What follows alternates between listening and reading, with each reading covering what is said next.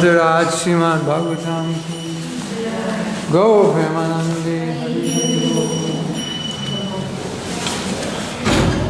Om Gyanatirandasya Gyananjana Shalakaya Chaksurun Militan Jena Tasmai Shri Gurave Namaha Sri Chaitanya Manobhishtam Stapitam Yena Bhutale Shayam Rupakadamayam Dharati Shapadantikam Mukam Karoti Vachalam Pangulangayate Girim Yakripa Tamaham Vande Siguru Dinatarinam Sri Krishna Chaitanya Prabhu Nityananda Sri Advaita Gadadhar Shivashri Gaur Bhakta Vrinda Hare Krishna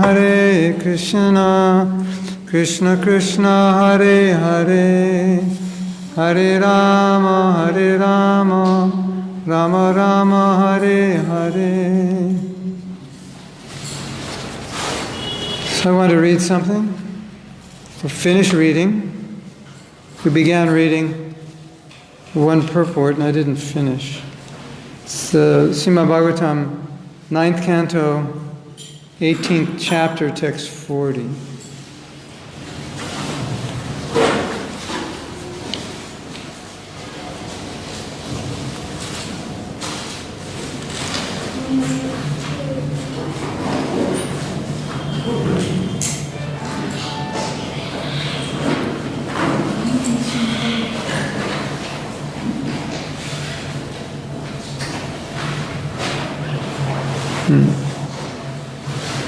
No, it's text 40. Whoa.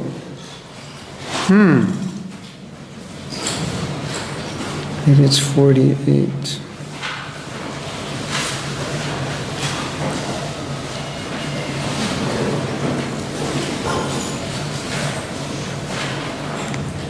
Trouble in Paradise. It says 9:18:40.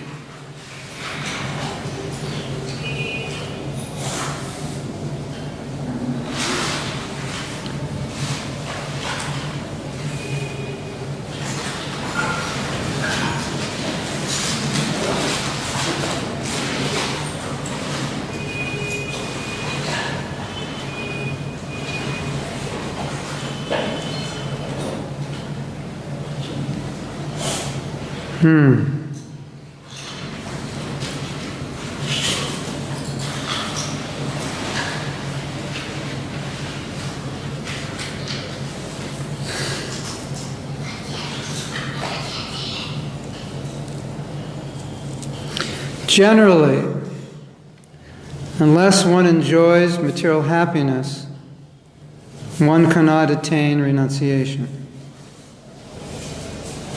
So, there you go. You can leave class now and go enjoy. And that way you'll become renounced. Any questions?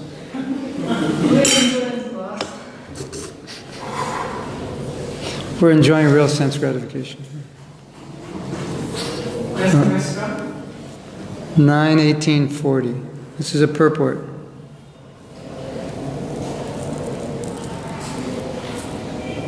Generally, unless one enjoys material happiness, one cannot attain renunciation. For an ashram, therefore, gives the opportunity for gradual elevation. Yadu, the son of Maharaj Yayati, explained that he was unable to give up his youth, for he wanted to use it to attain the renounced order in the future. Maharaj Yadu was different from his brothers. As stated in the next verse, Travashush Chodita Pitra Druyush Chanush Chabharata Pradyak Chakyur Adharmagya. Maharaj Yadu's brothers refused to accept their father's proposal because they were not completely aware of Dharma. In other words, their father said, "Give me your youth," and they said no. And they should have given it because their father asked. So It's the duty. If your father, your guru, the authority asks, you should do it. So he's Prabhupada saying they're not aware of Dharma because they didn't do it. So this is very interesting. And I just lost my place.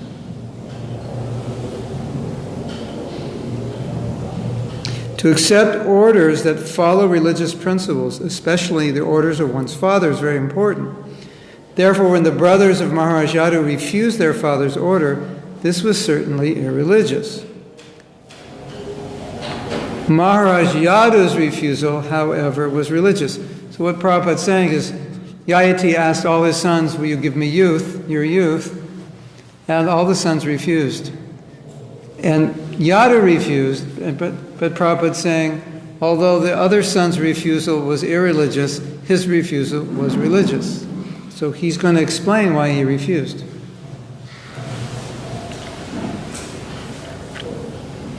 Maharaj Yadu's refusal, however, was certainly was religious, as stated in the 10th canto, Yadoscha Dharma Shilasya. Maharaj Yadu was completely aware of the principles of religion. The ultimate principle of religion is to engage oneself in devotional service to the Lord. Maharaj Yadu was very eager to engage himself in the Lord's service, but there was an impediment. During youth, the material desire to enjoy the material senses is certainly present, and unless one fully satisfies these lusty desires in youth, there is a chance of one's being disturbed in rendering service to the Lord. We have actually seen that many sannyasis who accept sannyas prematurely, not having satisfied their material desires, fall down because they are disturbed. Therefore, the general process is to go through the grihastha life and vanaprastha life, and finally come to sannyas and devote oneself completely to the service of the Lord. Maharaj Yadu was ready to accept his father's order and exchange youth for old age because he was confident that the youth taken by his father would be returned. But, in other words, the agreement was, give me your youth, when I'm old I'll give it back to you, or after some time I'll give it back to you. Because his father wasn't satisfied.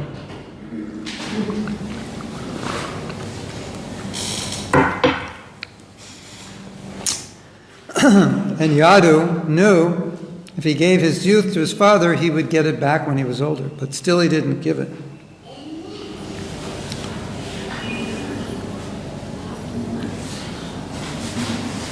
Maharaj Yadu was ready to accept his father's order and exchange youth for old age because he was confident that the youth taken by his father would be returned. But because this exchange would delay his complete engagement in devotional service, he did not want to accept his father's old age, for he was eager to achieve freedom from disturbances.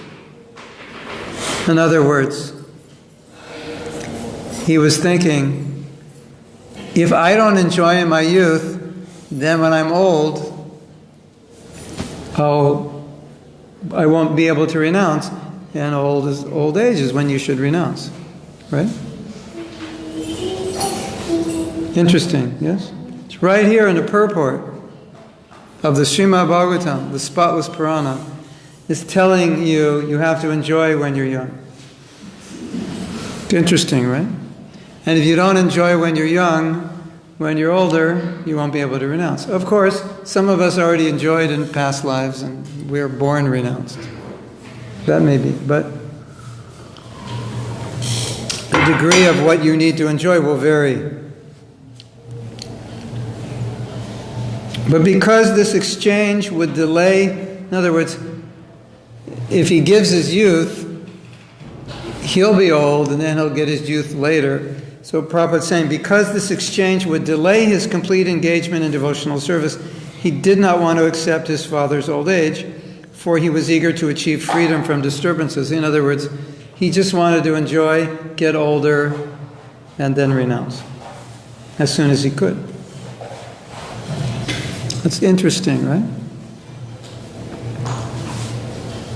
That's very interesting, because sometimes you recognize that the only reason you're doing something is because you need it, but in heart you don't want it, but your body and mind will need it.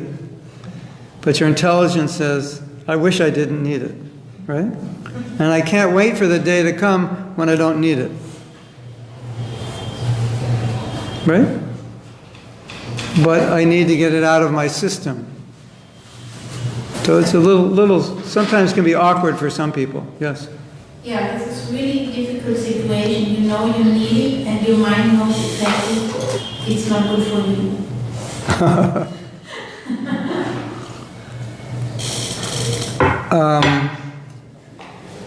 Okay.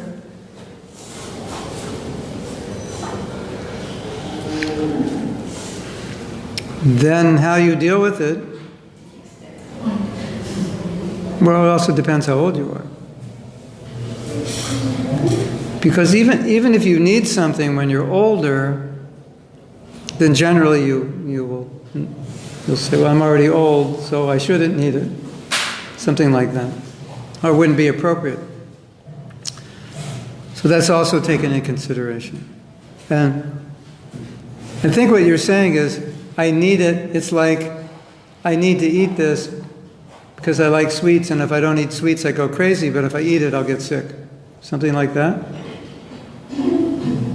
Like, don't live, don't die. Either whatever you do, any way you turn, it's not going to work. And if that's the case, then turn to renunciation. There'll be less damage. If you renounce or you enjoy, and either one's not going to work, then might as well renounce, right? You agree? Yeah, but it's difficult. It's very difficult. And it's also difficult. Like, people who want to get married who aren't married find it difficult not to be married. And people who finally get married find it difficult to be married. So either way, it's difficult. So it's just a question of which difficulty will be better for you. And which difficulty can you deal with? Because some people cannot deal with being married. That's more difficult than the difficulty of not being married. Right? So that you have to see. There's austerity and there's sense gratification. And so, which one is going to be better for you? How much of each? What can you deal with? What can you tolerate? Like we were talking about last night, there's a situation in which somebody needs, like in this example, to get married, but they can't get married because they don't have the mentality to be married. But they actually need it to get purified. So that's weird also. Right? Yes? Like, you need to eat this because it's good for you, but you can't digest it. Something like that. Like, those crazy medicines you take. Not everybody can take them. Some people get sick taking the medicine, right? Yes? I just talked to someone. He said he couldn't take the medicine. He got sick. So that might be the medicine that you need, but you can't take it. So then it's easy to make a decision. I can't take the medicine, although I need it. So I have to take some other medicine. Some other way I have to fulfill that. Like I've seen, for an example, doesn't apply to everyone, but I've seen women who didn't want to get married, and most women want to have children. And so some of those women became teachers in the Gurukul, and that's how they fulfilled. It's not exactly the same, but they wanted children and they couldn't have their own children, so they fulfilled their need by being teachers and taking care of kids. So that's an example. Or husband and wife can't have kids, so they start a temple, and the devotees in the temple become their kids, kind of. That's okay or no?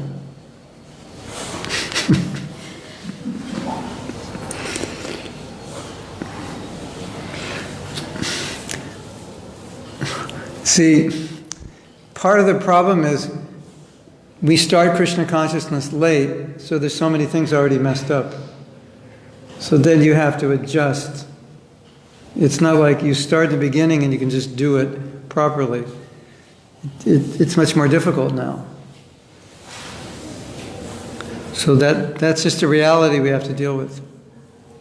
And Prabhupada, he always said, well, just do what will make you most Krishna conscious. That's the, when you have a question, should I do this or that, what will make you most Krishna conscious? That's how you evaluate it. Otherwise, is it proper to do this? Should I renounce this? Should I do this, that? What does the Shastra say? So many things you can analyze, but in the end, what will bring you closer to Krishna, that's what you do. Generally. I mean, you don't just leave your husband or wife because it'll make you more Krishna conscious. You're not irresponsible. But at the same time, you have to evaluate. So sometimes, as you know, you have to have sense gratification to give it up. Right? We were saying yesterday, I don't want to eat the laddu, but maybe I should eat the laddu. I don't want to, so you're going back and forth. Then you finally eat the laddu, and then you think, I shouldn't have eaten the laddu. But you had to eat the laddu to become detached from the laddu because you couldn't become detached because you kept looking at it and you wanted to eat it and you couldn't give up that desire. So the only way to give up the desire was to eat it. So, well, after 20 years of eating ladus, 25 years, 25 years of ladus, then you'll be okay. Because also, if you like ladus, and I say, don't eat any ladus, what are you going to be thinking about all day? Ladus. If I say, oh, Aditi, I made ladus for you, and I give you boxes and boxes and boxes, your shelves are lined with ladus, then your mind is like peaceful, because you can have all the ladus you want, and you probably eat one a day. But if there's no ladus, you'll be thinking about them, and then you'll go eat 5.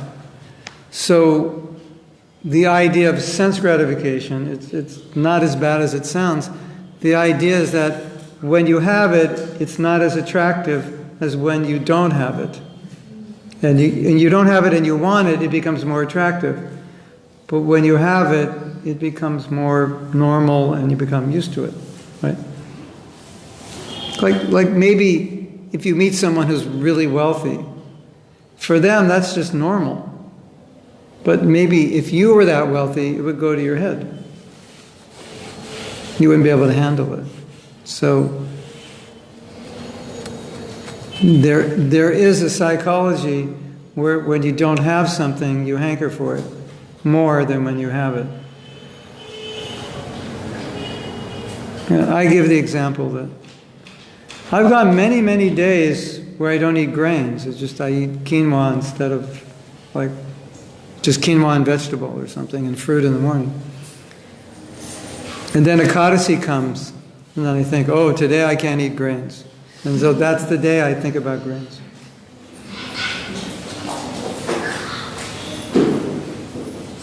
Yeah, anyone have that experience? Like some days you don't eat grains? So it's like when you can't have it, that's when it becomes attractive. And so when you have it, the idea of what Prabhupada's saying here in the purport of sense gratification, it's not what non-devotees do. It's what is necessary to satisfy yourself so your mind is calm, so you can do devotional service. That's what all it's for. It's just to bring you to a point where you're peaceful enough to do devotional service. That's what Prabhupada means. Just enough, right? Enough salt. Yes? So when you finally get it, how to be satisfied with it, and not just want something? You always want something more? Something new, something... I think the word, maybe sense gratification it's the only word we can use, but Prabhupada's not using it in those terms. Regulated sense gratification. With in knowledge of why you're doing it and what it's for, and then you shouldn't run into that problem. Because if you run into that problem, that's the mode of passion. So then that might mean that you're overindulging.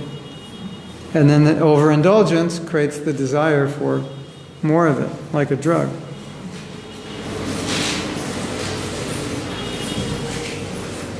So the idea is, I need enough to be peaceful, but not so much that it creates the desire. That means it's too much. It's like, I think Rajneesh had that philosophy, like you overindulge in sense gratification to burn yourself out. But you might get addicted to sense gratification by doing that. So what Prabhupada's saying is, you have enough that your mind is now calm. Like when you're hungry, and you can't eat, sometimes your mind becomes disturbed, or especially when we're tired. You're talking to somebody and they say, I can't talk now, I'm tired, or I can't talk, I'm hungry. Just call me back in an hour, and they're agitated. And then they eat, and then they're fine. You know people who get agitated when they're hungry? Yeah. They can't deal with anything until they eat. So it's something like that. So just go eat enough so you're okay. And so the main thing is devotional service. It's not sense gratification. It's just, this is what I have to do so I can think of Krishna. And I'm not going to do any more than I need for personal enjoyment. So it's not really like sense gratification. It's more like, I would say, satisfying our needs, physical needs, emotional needs, so that I can be calm. And that could be a need for expressing yourself through writing or art or music or whatever. It's not just, we think of sense gratification as something very sensual, but it may be other things.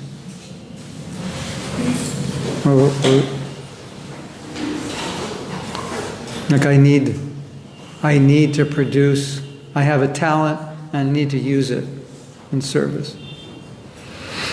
And maybe if I were more advanced I wouldn't, but I'm doing it in service, it's okay.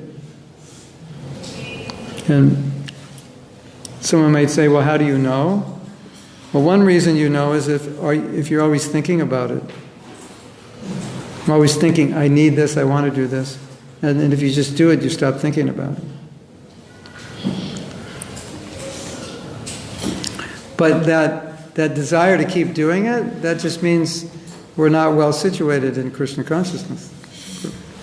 So if you're well situated in Krishna consciousness, you should be able to stop yourself, because it's true. There's really no end to needs and desires on the material level. So that's simple. Devotees are simple. It's supposed to be simple. There's a movement now in America, well, it's all around the world, there's a movement to live in very small homes. You know about that? Tiny house movement, yeah. So, just basic. So we kind of have to be like that. So they have these little homes, like a third the size of this room. And they have one closet. There's two people living in there, and there's one closet this big, and they have to put all their clothes in there. So how much can you have? But everybody says it's enough. Everyone, for these little small places, and they say, it's enough. We have everything we need. Like 2 pots, and one little closet, and a few drawers. So we have to be like that. When I was a young devotee, we're brahmacharis. Our brahmachari room was like this size. And it was Los Angeles, so it was a lot of devotees. And it was just wall to wall. And then you had lockers. Right, so against one wall was your locker, and that's, everything you had was in that, like a high school locker. And then, including, as far as I remember, you had to put your sleeping bag in there. And then, you only had a few dhotis, kurtas, and whatever, sweater. And then you just put your sleeping bag on the floor. And, people come in at 10 o'clock, 10:30, then they get up at 3 and they're talking, and it's just how you live, right? So across the street was the apartments, right? And in the apartment, no devotees had any furniture because no one had any money. And they had their 2 sleeping bags, but they had their own apartment. So they didn't have to live in the ashram with like 35 snoring men on the floor, walking over you all night. And so to us, as brahmacharis, that was like 5-star hotel sense gratification. An apartment with no furniture, nothing. Maybe a cushion to sit on. That was 5-star accommodation. So it's sense gratification is relative. And the mind of enjoyment could be affected by that apartment just as much as someone else would be affected by a mansion. But Prabhupada knew how the devotees were living, that they didn't have any furniture, and he liked it. He said, that's nice.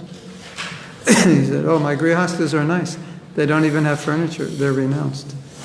So and then he went to Australia, and a family gave Prabhupada their apartment. It was a 2-bedroom apartment. And Prabhupada walked in and he said, Prabhupada, you're going to stay here? And he looked around, he saw there was 2 bedrooms, and then the couple that owned the apartment was there and told Prabhupada, this is our apartment, we want you to stay.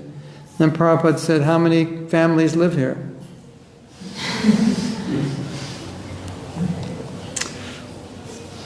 So what we think sense gratification, So I think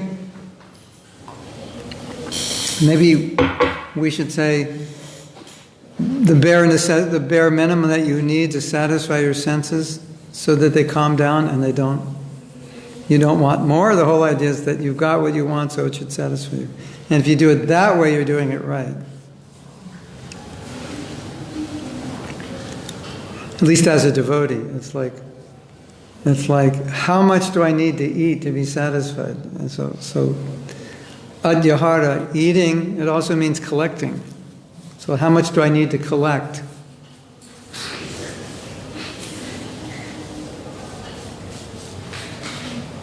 You need sense gratification because you have a body, right? Eating, sleeping, mating, defending. We need some. How much do I need? And what's too much? Well, I think if you want more and more and more and more, that's too much. But maybe for you 100 saris is not a lot. And if you have anything less than 100, you're just dreaming about saris. So that's your point of that's sufficient, 100. It's so funny because in America, most devotees, they don't wear saris unless they go to the temple. And most devotees only go to the temple once a week. So worst case scenario, 52 saris, right? So why do you need more than 52, right? Because you're only wearing them once a week. But that's the nature of, right? That's why it's hard for husbands to go shopping. Because they're scratching their head when their wife's buying saris and, don't you already have enough? I thought I saw 124 in the closet. But Prabhupada appreciated simplicity, that's for sure.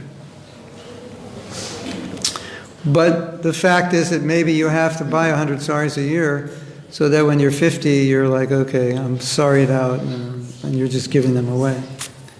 And then when you get to like 75, 80, you're like giving everything you have away. That's what grandparents do. Here, take this, take that. So it's a natural process. But Prabhupada said, the problem is that if you're not careful, it's going to backfire and then you'll get attached. So you want to satisfy yourself. But if you go too far, then it becomes an addiction. And you know what the other problem is? Your neighbor has 200 saris, and you find out, right? So if you think you're buying 200 saris is not a problem, it is for your friends, because then they're going to want 200. So I'm totally serious. I've seen it in my own life. It's just, there's a standard, and you feel like you have to have that standard because your other devotees have that standard. You've seen that? Like you go to someone's apartment. Wow! Where'd you get that? Where'd you get this? Oh, I love that. I'd like to get that. You were fine before you walked in that apartment. Right? Now your mind is disturbed. So is it okay to be conscious of that and therefore not own things just to not make people envious, and therefore own maybe wear simple clothes so that others are not envious, and have a more worse bicycle so others won't feel envious? Is that mentality healthy, or? I think if you're planning to create a culture within a community, at least it's worth discussing. Because we all affect one another, and especially the older devotees affect the younger devotees. It's just you can't not, the leaders cannot not affect the younger people, because people look at the leaders and what they do, everyone accepts that as the standard. So, but then the question would come in, well, is it wrong? You have this and that, and a lot of people say, no, it's not wrong, it's just normal, it's natural, right? That may be true, it may not be. That we have to discuss that. Like what is, we were on a walk this morning, then a motorcycle came by. And I was thinking, that doesn't sound right in Mayapur. It's like a machine, it's like represents industrialization. And I said, it sounds out of place here. In a higher sense of creating a higher kind of community. So then I think your question would come into play, like how am I affecting, and how are you affecting everyone? But that would be in a community that's very conscious of what we're trying to do and what we're not trying to do. That kind of discussion. Let's say you become very wealthy. Your latest book somehow or other gets picked up by some big bookseller, and it sells like 200,000 copies. Then all of a sudden you have like crores of rupees, right? And you're a senior devotee, so people are going to look and say, what did she do with all the money? And all of a sudden Sri Radha Govinda's like, whose house is that? Whose mansion is that? That's Sri Radha Govinda's. It's like, I thought she was just living in this little apartment. Oh, her book, it went bestseller, New York Times. She got all this money, Or, she donated all this money for this or that, So we don't realize it, but it does affect. Because it establishes a standard. Well, he did it. He's driving a Mercedes, so what's the problem? Not really a big problem, but you could have bought a less expensive car, and then you could have used that money for something. So I was meaning more individually, like to feel that sense of guilt, to feel that sense of, if I overdress or if I dress then other people may feel. Is that a healthy thing, or is it like oversensitivity? I could give you two answers. My answer and my wife's answer. My wife's answer is no.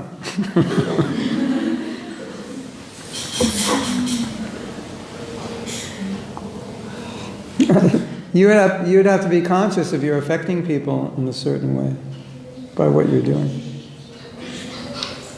Because some people could say, if that's what you need to do and you don't do it, then that's not good. Right? Like yesterday with Tamal Krishna Maharaj, what he needed to do. So, if he didn't do it, he wasn't feeling guilty doing it. He would feel bad if he didn't do it. Because he knows he needs it. It's kind of like the same thing. Let's say you're a fashion queen. You've always been a fashion queen. And then you're thinking, oh, I shouldn't dress nicely because it's not a good example. But then you come home and you're looking at fashion magazines because you can't dress that way. It's like, it's not, I never saw Prabhupada complain about how women dressed. And so maybe that would be unnecessary.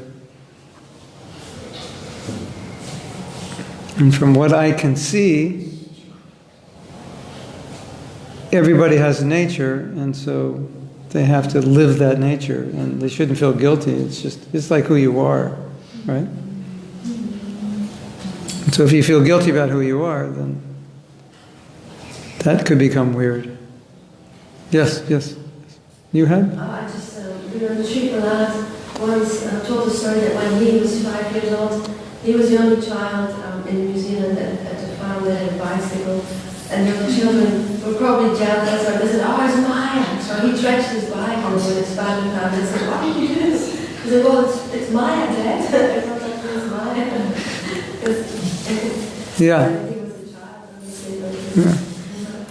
Yeah. There's a story. Someone was complaining to Prabhupada about, like a similar thing, like everybody's saying this is Maya. And the devotee said, Prabhupada, they're saying this is Maya. Is it Maya? And Prabhupada said, everything is Maya. And you have to engage everything in Krishna. And then it's not Maya. So in that sense, nothing really is Maya or not Maya. It just depends how, if you don't use it for Krishna, yeah, it's Maya. So, is Grihastha life Maya? Well, it depends. Is money Maya? That depends. She had a question, and then you. Yes. Oh yeah, regarding the last point, I just came up from South America, and when I'm inside ISKCON, we have so many facilities here. We are very blessed to be here. Yes. Sometimes we go out, you see people suffering so much, and I feel so bad that I see I have shoes, other people, they don't even have a bread. Sometimes I do a little service for someone that I can see directly, but it's very painful to see that, because here we live like this, the work for the bodies, but you go out. It's true. It's very difficult. Do you know that in the Mormon Church, I don't know how often they do this, but they have a campaign to raise money to feed poor people. So the way they raise the money, maybe it's once a month, or maybe it's every week. That day when they go to church, they don't eat breakfast. And whatever the breakfast would cost for the family, they bring that money, and that's donated for that food program. Yeah, I like that. So like what you're saying, it's like, Donate 50 saris at the end of the year. I used to collect saris because the devotees in Mexico were very poor, and I'd go to Mexico and I'd collect saris. I'd get so many, like more than they could use. Anyway, over collecting is it's a problem. It's not. So you can't answer the question specifically because everyone's different, but you can say generally over collecting is not advised. And what is over collecting, that you'll have to decide. And is it a big sin to over collect? But the interesting thing is that Prabhupada says in the Upanishad, if you collect more than you need, it's sinful. And you'll suffer. So, what is more than you need? That's the whole point of this class. for you to decide what do you need and what's more than you need. What is that level? That this is what I need. And not to feel guilty about it. But if it's more than you need, then it starts to become a diversion. Right? Like we all have phones. All right, so I have a Samsung S8. But now there's a Samsung S9. So do I need an S9? I don't. But if I spend too much time on social media, at some point I'll think I need an S9 and that something's like deficient in my life or missing. Right? So the concept of simplicity, gets disturbed by the social influences that affect us, if we allow ourselves to get affected. Right? You want to hear something funny? I don't know if it's funny, but it's funny. But it's not funny. But I don't know when it was. Maybe the early 70s, there was this thing going on amongst the men to have a Seiko watch, because Seiko watches were like, I don't know what they are now, but in those days it was kind of like prestigious thing. So that became the thing, when you get a Seiko watch, then you've arrived. You've made it. In ISKCON, you have a Seiko watch. So it's like, what kind of crazy thing is that, for a spiritual movement? Right? I mean, they weren't super expensive, but they weren't cheap. So it was just like, it became like a status symbol. Seiko watch. And then one devotee actually had a Rolex watch. Maybe Prabhupada gave it to him, I don't know. But he was a sannyasi, and I think when he was at the airport checking in, the lady was like, she saw the watch, she was like, why do you have this watch? This is so bad and so wrong. So I think that we also have to consider as well. If you're preaching something, you at least have to live within that standard, right? We should live simply, we should be austere, and then I go to your home and there's like a TV in every room, treasures from around the world, an extra car, for your kid when he gets old enough to drive. It's like, the people are going to question. Yes? My question is how to define it, or how to make a line that this is my need or this is Maya. Oh yeah, very good question. How to know if you need it or it's more than you need. Because sometimes Maya is so strong and powerful, it makes our mind think like that this is your need. Actually it is not. Or Maya is so strong to tell you think you want it, and she's so strong to tell you don't need it when you do need it. So it can work that way also.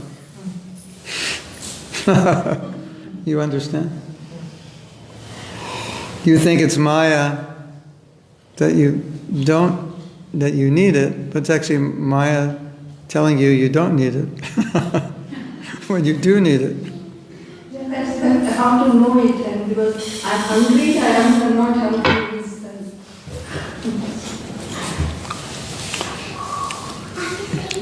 One of the things I would say is that you obviously, if having it is going to be a problem for you in your Krishna consciousness, then obviously that's a problem. The need may not be the problem, how you fulfill it may be the problem.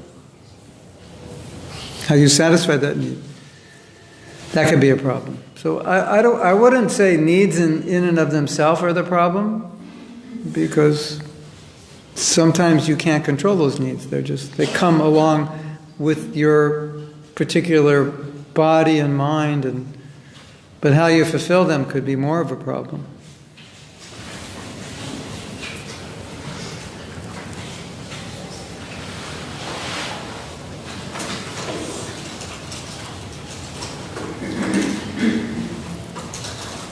And a lot of the needs are fulfilled within service itself, not separately. Like, let's say you have a need to control because you have that nature, like you're an organizer or a manager or a leader. So that's simple. You can just do that in devotional service. So it's not like some independent thing, is this Maya or whatever. I was talking to a devotee, and he was working with some God brothers, and they could never work together. And he's always calling me up and saying, we're trying to work together, but so-and-so always takes charge, and so-and-so tells me we're working together, but he always just takes over. And I'm very disturbed by it. And I don't want to be disturbed, and I don't know if I'm in the right mood. And I said, it's probably because you both need to have your own program. So that's just a need. It's your nature. You have to have control of something. And Prabhupada used to do that all the time. When people didn't get along, he'd go, okay, you take charge of this, and you take charge of that. And he didn't try to make them kiss and make up because he saw that they're both leaders. They need their own kingdom. So he just gave them their own kingdom. So, why would you lament about that? That's just a realization. That's my nature. I need to be in control of something.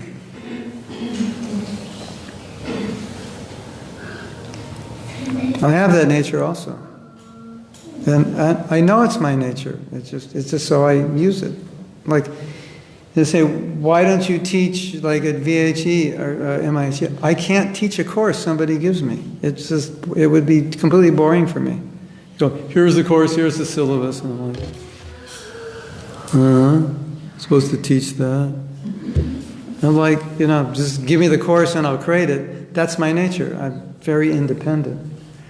So I have to use that. So I just create my own courses and don't teach other people's courses. It's like you take some musician like Sting, super famous. Sting needs to sing other people's songs. Paul McCartney needs to sing other people's songs. That would be crazy. He's like one of the best songwriters ever. Why would he sing? It's not his nature. So is he supposed to feel guilty? Oh, I'm so bad, I won't sing anyone else's song. No, it's his nature. So Prabhupada would recognize people's nature, and then he would engage them with that nature, giving them charge of things.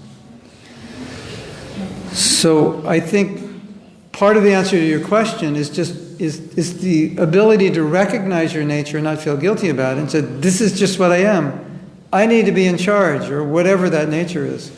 So then how can I do that in Krishna service? Right? So you want to start a project, or... I recognize with myself, if this is going on in ISKCON, and that's going on in ISKCON, and I could help either one, but I see there's something missing in the middle, I will create the thing in the middle. That's my nature. I'm not excited to help make that bigger. I'm excited to create the thing that's missing. That's just my nature. I do it all the time. If you look at the services I do, it's always something in between that other people aren't doing. That's where I get inspired. People say, why don't you do that? I say, because he's already doing it. So, So I just do it. And maybe it's not the best service, but that's what inspires me. So then I acknowledge that, and maybe it's not the best thing, but it's just what it is. So because that's the way it is, then I engage it. Last night, TK was playing rock and roll. Did anybody hear it?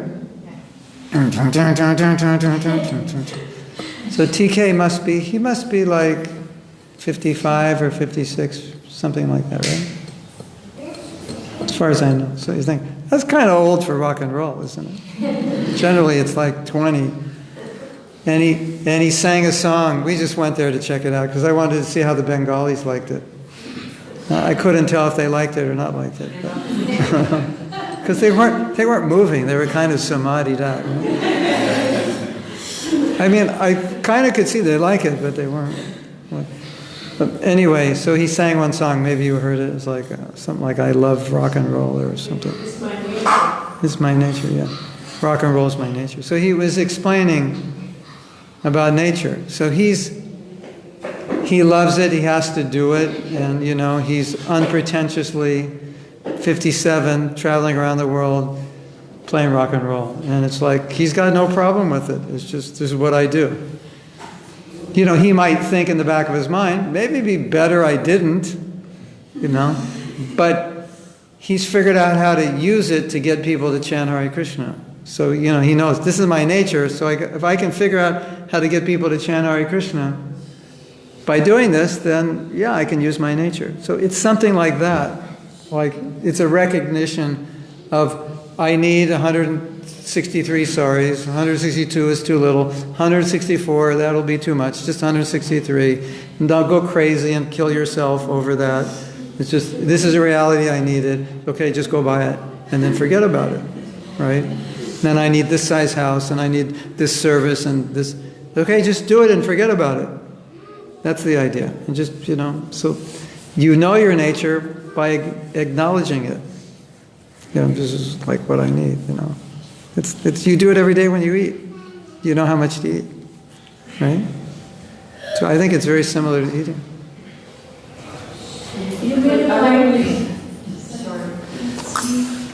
You said that sometime Maya will tell you that this not you, this, you said that was very tricky to understand. Yeah, you'll feel guilty about your own need.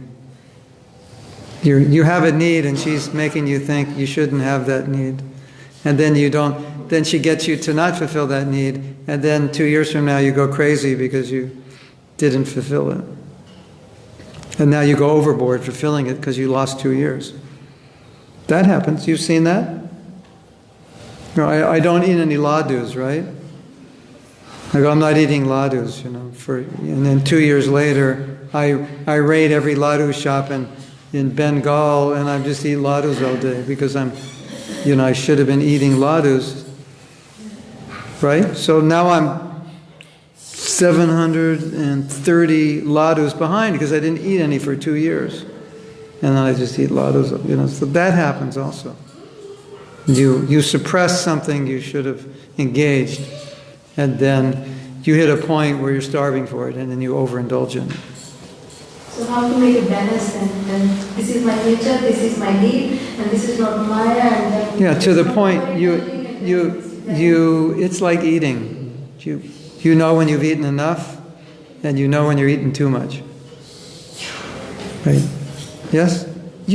Everybody knows when they're eating too much, isn't it? You're full, and it's like, I really like this prasadam, so you just eat more than you need. You know it, don't you? When you're eating too much, aren't you aware of it? my mind is always, no, I know the consequences, I'm not going to eat them. So my mind is there. But whenever you overeat, because it's really good, you don't overeat? Well, then, all right, then it's the same with your need. You just eat what you need. That's it. Everything's good. Eat what you need.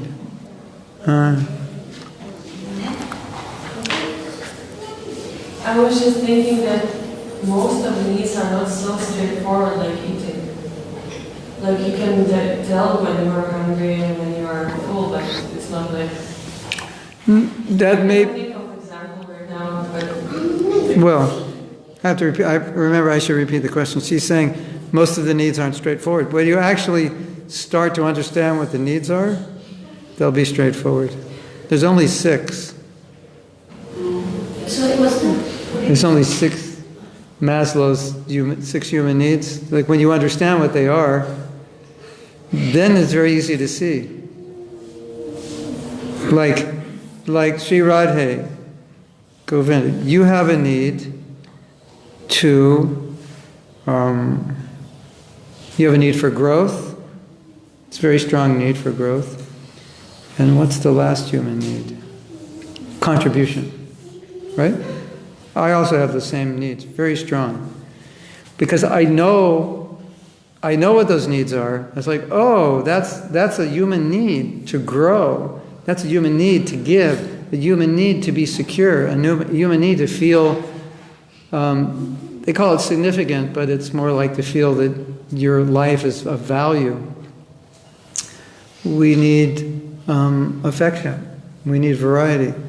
So once you know what they are, then it's and you're clear on it, then it's easy to see. You'll automatically know. This is, why do I want this? Oh, that's the human need of, why do I want a house and enough income and stability? And that's a human need for security. I want to know that, I come home every night, the house is going to be there. And the people that live in the house are going to be there. And they're not going to shoot me, and if you study the human needs, then you'll see they come into those 6 categories generally, at least on the material level. Security, variety. I think it's love or affection, significance, growth, contribution. Yes.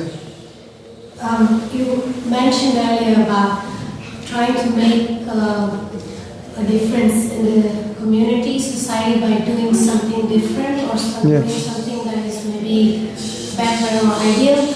And I see that you mentioned also you like to do something that you see missing. Yeah. Like you may see some very traditionalists in the movement presenting seminars and whatever. You may see the academics, and then maybe you're presenting this balanced perspective of getting in touch with needs. The question is how do you deal with people who may criticize your way, or how do you gave us this very important principle to accept where we are, to accept who we are, and then it becomes easier to get in touch with our needs, and then it becomes easier to work on it. So, in your personal experience, how did you withstand trying to accept yourself? What did you do when maybe your brothers were not accepting of your ways? And because we will also face similar things with our community and maybe different preachers. Not everybody, unfortunately, gives the balanced advice that you. So how do you withstand that? How do we kind of stay strong and accept ourselves? Well, there's 2 things I do. I wouldn't generally do something unless I was convinced that it was helpful and genuine, and Prabhupada would be happy. So then you get the people who say, that Prabhupada didn't do that, or say that, right? Something like that. Where is that in Shastra? If you jump off the roof, you'll fall to the ground. Where's the verse? I go, I don't have the verse, but I just want to warn you. So there are people like that. They want the verse for the common sense things you say. But I would also listen to them. Okay, does what they say have validity? And try to listen to it. And try to be objective about it. Because it may be that I am off and I don't realize it. But it normally, for me, it starts with looking at a problem and coming up with a solution and teaching it and then seeing if that works. Right? Because I think the problem she's saying, without saying it, is sometimes we give solutions that aren't, quote unquote, Vedic. And so you'll get criticized. That, that's modern, or that's psychology or something. And so, why would you teach something if it's not Vedic?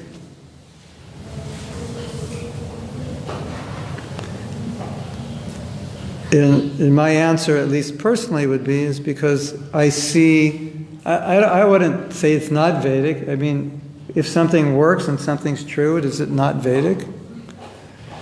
But it works within this environment. This is what people need. And I see it working, and people are telling me it's working. So that's my confirmation. Right? And before I came along, nobody was solving that problem. I came along and solved it. So for all your Vedic, nobody solved it. So, is like we're doing book distribution, and someone has all their mantras. Are those Vedic mantras you're telling people? It's like it doesn't make sense. No, it sells the book. That's what's important. Well, where in the Vedas does it say you can say that on Sankirtan? Or Chaitanya never said that. That doesn't make sense to me. So, Maybe it's between the lines, but in the Vedas, like not specifically mentioned. yeah, well, I think we could all see that. But some people may not. But I would have to be convinced that this is what Prabhupada taught, and I'm just reframing it, and it's working. And I'd have to see if it's working, because I'm very open to not teach it if it didn't work, or if I thought it was not right. And I would wait for feedback.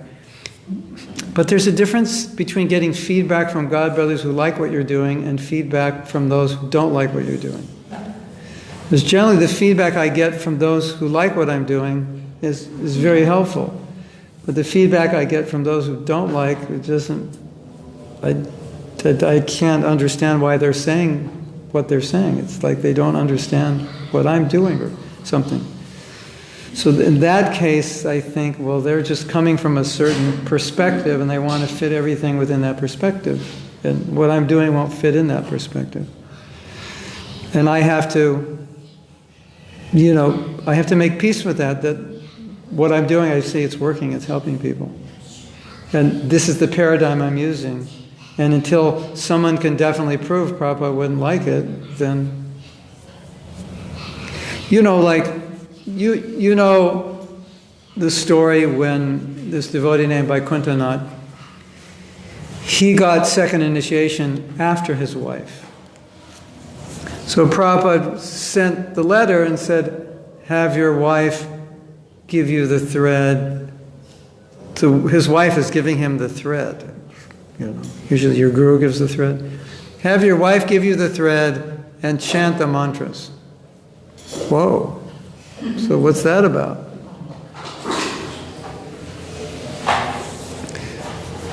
So, just that story in itself gives you a lot of leeway in understanding how Prabhupada would deal with situations.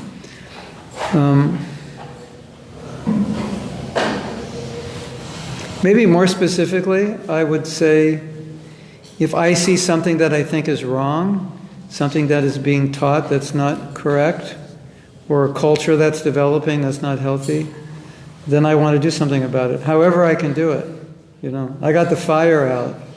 Yeah, but you didn't use water. No, I used sand, but I used whatever I could. Well, you should use water. That's the Vedic way. Water is pure. It's like, I know, but I didn't have water. Or that didn't work for me or whatever. But I got the fire out. And so in Prabhupada's books, unless, obviously, if you're doing something tamasic or rajasic, that would be wrong. But if it's sattvic or transcendental, then... Was it always easy for you to accept your thoughts and belief system? Or was it like a struggle and to accept you yourself, how you are? I think it was an evolution of maybe wanting to be this way and getting to know myself so much that I'm not that way, that just accepting I'm this way, so go with it this way. And that's who I am, and that's who everybody gets. This is what you get.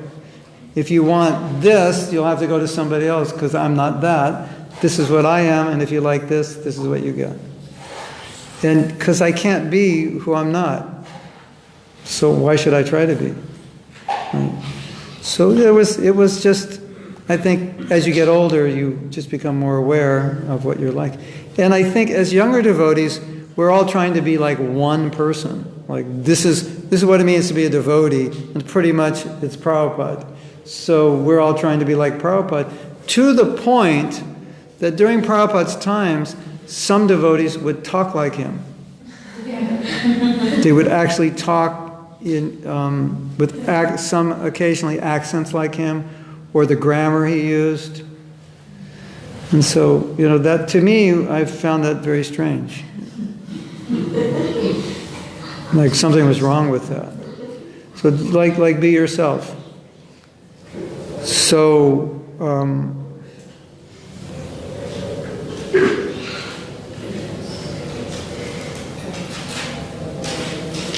So, you know who you are, and you accept it, and you go, okay, this is who I am. Maybe I should be like this, or I should be like that, but I'm not. So this is who I am. So how can I use that in Krishna's service, I had this problem when I started doing workshops, because I was also doing them for non-devotees, and I had to figure out who I was. Because a lot of these people were very, yeah, do it, yes. That was kind of like the archetype of a facilitator of a workshop, And you big audiences, and passionate, and music, I looked at that and I said, that's not me at all. That just was so artificial, And so I said, maybe I'll never get 5,000 people to my workshop and rile them up, but I wouldn't want to anyway, even if I could, because it's not me. So, that went on for a couple of years. It was like, who am I?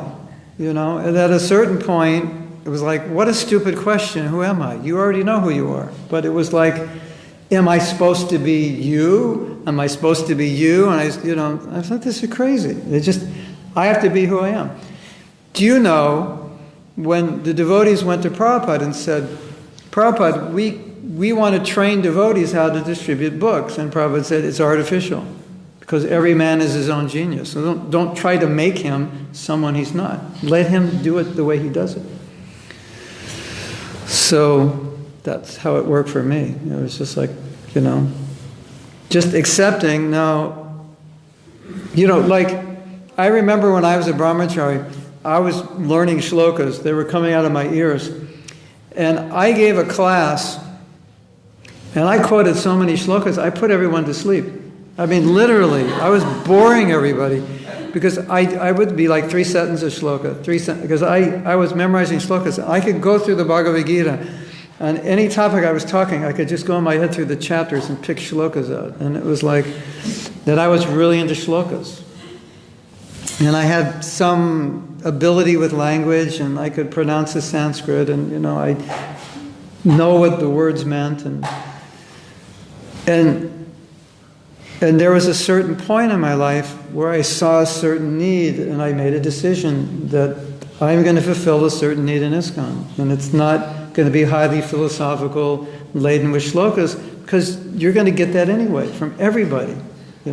That's just how everybody preaches. That's the standard. And some people might say, and they do, well, there's not enough shlokas. And I'm aware of that, but it's not what I'm trying to do. I'm doing something that fits in a way that is lacking. And so I just decided to do that and see what would happen. And will I get criticized or not? Will people like it or not? And I was always open to the fact that if I get criticized, then I'll realize it was the wrong thing. And if people appreciate it, then I'll continue. So at least I had that detachment. Okay, maybe it's the wrong thing. I've done that with preaching to non-devotees. So many programs I started, and I go, I don't know if this is the right thing, but I want to try. Now let's see what the result is. And I'm always trying new things. Because the old things aren't always working. So I'm trying new things. And I'm aware that then maybe the new things are compromised. Maybe we don't need it, but I want to try it and see. Yes? Certain things, I found you always get some people who criticize you, and you always get some people who appreciate you. Yeah. So what to do? In one sense, criticism is positive, because it means you're doing something of some significance, that people are taking note of it. But what you say is true. I was criticized. Myself, I just read this somewhere on the internet. Myself, your husband, and Madhavananda were criticized as effeminate husbands.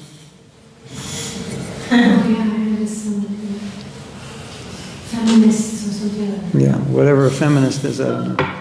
People have called me a feminist. I don't even know what it is. But I would say, in answer to your question, if you feel strongly about something, Like, this is really important and the movement really needs it, and I resonate with it, and it's like it would be stupid not to do it. In my book, it's like, and most of the time when you do that, people that you respect will thank you for doing it. The people you don't respect are probably the ones who criticize you, generally. That's at least my experience.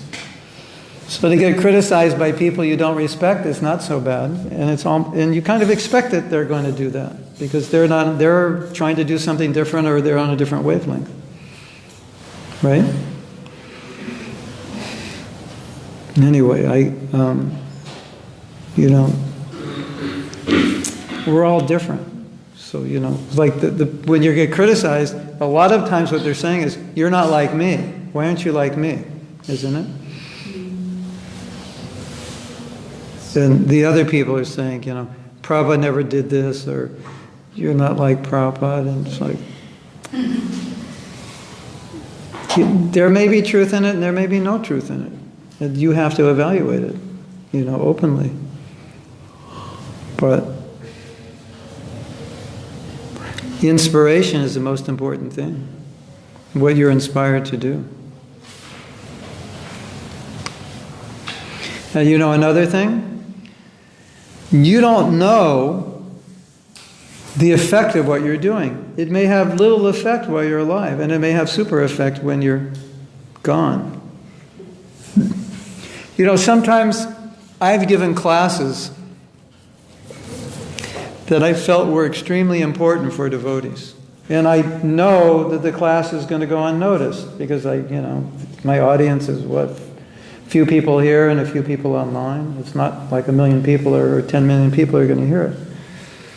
But I'd give the class and I'd think, it took me 50 years to realize what I just spoke.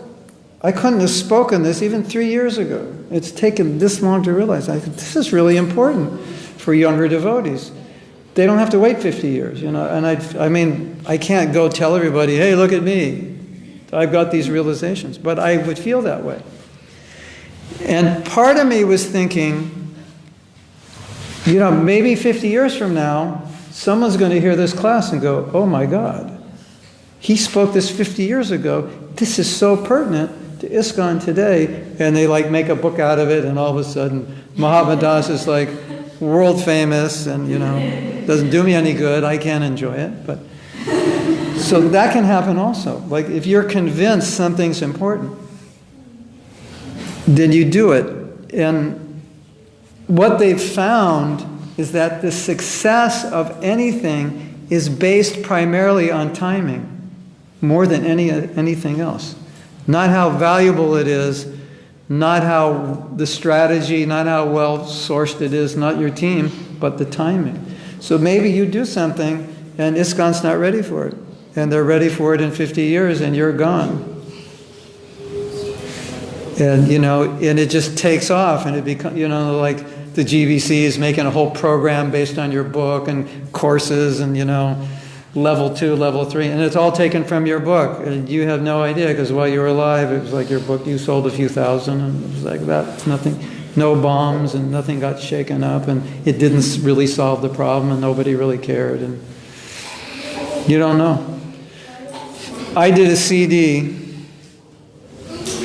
and after I recorded all the songs, I sent it to Hans Christian. At that time, he was doing those Rasa CDs, and I said, what do you give me some feedback. And he gave me some feedback, and at the end, I was asking, well, I would like to make this really big, how do I do that? And he said, whether it's big or not, this is you, and you have to do it. That was his answer. It's just you. This music is there. You're a musician, so don't worry about how big it goes. It's just you have to do it. So I think that's very important for us personally. Because sometimes we'll think, well, if it doesn't go big, why do it? But maybe you just have to do it. Because it's you.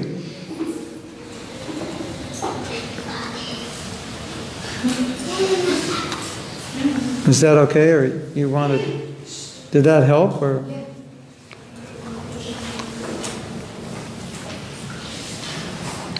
I have to leave in 5 minutes. I'm going to do the kirtan at 6:45. Yeah. How long is it going to take to get to Community Hall from here? Walking? 10 minutes? Okay. So we should live after our nature, right? What if you are in an ashram, or if you are a leader, like you were speaking of, but you're not in a position to live out your leader qualities, like in a woman's body? Mm-hmm. Except from leading a family, Mm-hmm. which may not satisfy all the needs. Then you have to do, well, there are ways you can do it outside the system. Like write a book, make a video, create a course online, or explain your whole plan and send it to leaders around and say, this is what I think should be done. If you want my help, you might end up having to be a consultant, or and it may not be in the area that you are in the world that anyone would listen to you, but maybe somewhere else they would. So it's not just because you're a woman, even for men sometimes. They may not be appreciated, always. But I would say you find that space wherever it is. Whatever that space, you could say, I could fit here, I could make it, I could do it this way. It's like those viral videos. Someone makes a video and all of a sudden everybody's seen it. And it was some message they had, right? So sometimes you can become a leader just by putting something out that everybody sees. And now everybody knows you. And maybe initially you can't execute it, but you can conceptualize it and give it to other people.